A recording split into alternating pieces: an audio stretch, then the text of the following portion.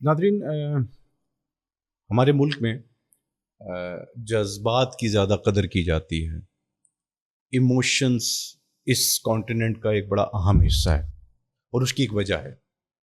جس خطے میں محرومیاں زیادہ ہوتی ہیں وہاں پہ جذبات لوگوں کے اندر زیادہ پھوٹتے ہیں، اور وہ جذبات کا تعلق احساسات کے ساتھ ہو سکتا ہے، اور یہ احساسات رشتوں کے ساتھ جڑے ہوتے ہیں، اپنی زندگی کے نشیب و فراز کے ساتھ جڑے ہوتے ہیں، اور اس کے ساتھ ساتھ انسان زندگی میں جو کیپیسٹی رکھتا ہے یا جو ہنر رکھتا ہے اس سے کم میں زندگی گزارنا بھی اس کے لیے ایک جذباتی معاملہ بن جاتا ہے.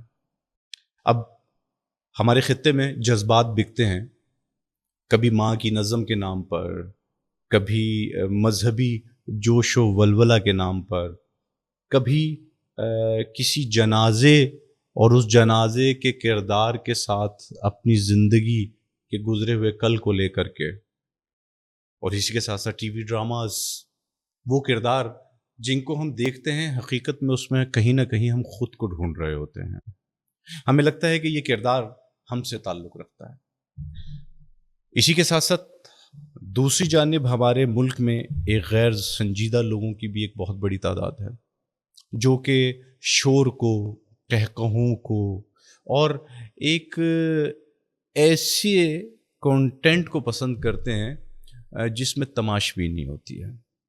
اور اگر آپ دھیان دیں تو یہ بھی وہی لوگ ہیں جو کہ اپنے اندر کے جذبات کو چھپانے کے لیے تماش بینی کی جانب جاتے ہیں، جو آپ کہہ سکتے ہیں کسی بھی معاشرے کا ایک وہ کمیونٹی ہوتی ہے جو باغی ہو چکی ہوتی ہے، اور وہ کسی ادارے سے نہیں، کسی حکومت سے نہیں، بلکہ وہ خود سے باغی ہو جاتے ہیں. وہ خود کو تلاش کرنے کی بجائے خود سے بھاگنا شروع کر دیتے ہیں. ہمارے ملک میں اس وقت ہمارے نوجوان بہت شدید کرائسس سے گزر رہے ہیں. انگزائٹی کا عالم یہ ہے کہ آج کے 18 سال سے لے کے 30 سال تک کے لڑکے لڑکی کو یہ نہیں معلوم کہ وہ کیوں اداس ہے، اس کے ساتھ وہ کون سی پریشانی ہے جس کی بنا پر نہ اس کا کھانے کو دل کرتا ہے، نہ سونے کو دل کرتا ہے، نہ لوگوں میں بیٹھنے کو دل کرتا ہے. اور خوفناک بات یہ کہ وہ کئی دفعہ سوچتا ہے کہ شاید میں کچھ لمحے کے بعد مر جاؤں گا یا مر جاؤں گی. یہ اصل میں ہے کیا؟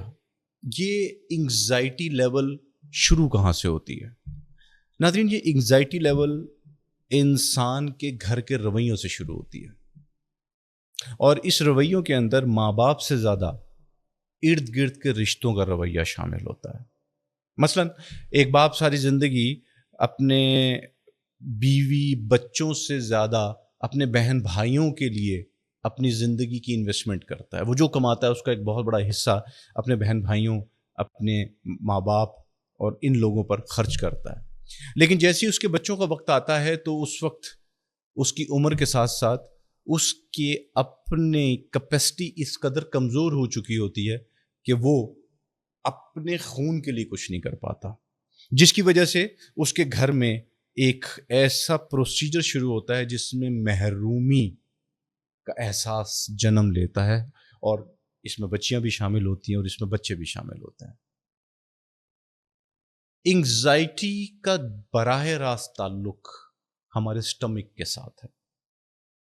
جب بھی انسان میں انگزائٹی پیدا ہوتی ہے تو ایکچولی اس کا جو فنکشن ہے ڈائجیشن کا وہ ڈسٹرب ہونا شروع ہو جاتا ہے، جو کہ ویک اور نیگیٹو سگنلز دیتا ہے آپ کے دماغ کو، جس کی وجہ سے آپ کو یہ محسوس ہوتا ہے کہ آپ کی زندگی اب بہت تھوڑی رہ گئی ہے، آپ زندگی میں ہوپ لیس ہیں، اور آپ کو ایسا محسوس ہوتا ہے کہ آپ کی زندگی اب زیادہ دیر قائم نہیں رہ پائے گی. مجھ سے اکثر لوگ اس بارے میں پوچھتے ہیں تو میں اس کا جواب یہ دیتا ہوں کہ آپ کوئی نہ کوئی ایک چیز پالیے.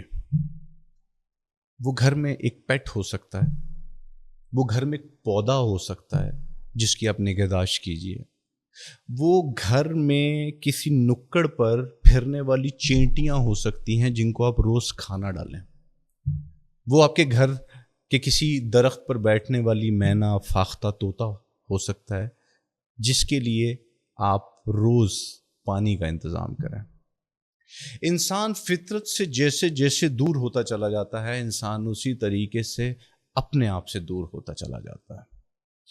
اور اگر ہم نے خود کو موت سے زندگی کی جانب لانا ہے تو ضروری ہے کہ ہم نیچر کے قریب رہیں، اور نیچر کا تعلق صرف درخت اور پہاڑ کے ساتھ نہیں ہوتا، نیچر کا تعلق ہر اس چیز کے ساتھ ہوتا ہے جس میں جان ہوتی ہے، جو سانس لیتی ہے۔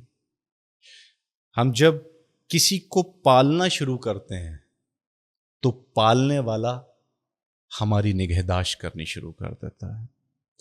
نیچر سے دور ہونے کا مطلب ہے خدا سے دور ہونا۔ تو اس قسم کی انگزائٹی اور اس قسم کے ڈپریشن سے دور ہونے کے لیے کسی کو پالنا شروع کیجیے، بچوں میں مٹھائیاں تقسیم کرنا شروع کیجیے، ٹافیاں تقسیم کرنا شروع کریں۔ بہت پرانی بات ہے جو شاید آج کے نوجوان نہیں جانتے کہ پرانے دور میں جمعرات کی رات شام میں ایک بوڑھی مائی اپنے گھر سے باہر نکلتی تھی اور وہ بچوں میں ٹافیاں یا میٹھا تقسیم کرتی تھی۔ ہم نے محلوں کو پالنا شروع کیا تھا، آج ہم تمام رشتوں سے اتنا دور ہو گئے کہ خود کو نہیں پال پا رہے۔ وہ کیا خوب ہے کہ وقت کے سبھی دریا میں پار کر چکا، جیتے جیتے موت سے بھی مل چکا۔ بچپن نے بڑھاپے کا کیا خوب سفر دیکھا، پگڈنڈیوں سے گزرتے گزرتے قبر سے جا ملا۔ بس مجھ کو اب ملک الموت کا حساب چکتا کرنا ہے، میرے حصے میں جو آئیں قباحتیں انہیں بیان کرنا ہے، میرے حالت زار پر وہ بھی گھر سے چلا گیا، موت کا سفر پھر سے زندگی میں بدل گیا۔ اب پھر سے مجھ کو روز جینا ہے، روز مرنا ہے، وقت کی سازش میں ایک چال مجھے بننا ہے، وقت کے سبھی دریا میں پار کر چکا، جیتے جیتے موت سے بھی میں مل چکا۔ زندگی اور موت کے بیچ میں ایک ہی بنیادی فرق ہے، اور وہ ہے پلنا یا پالنا۔